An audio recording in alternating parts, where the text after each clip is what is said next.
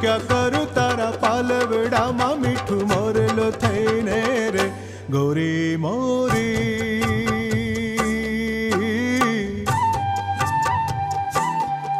રૂડા મન ગમતા માંડવડા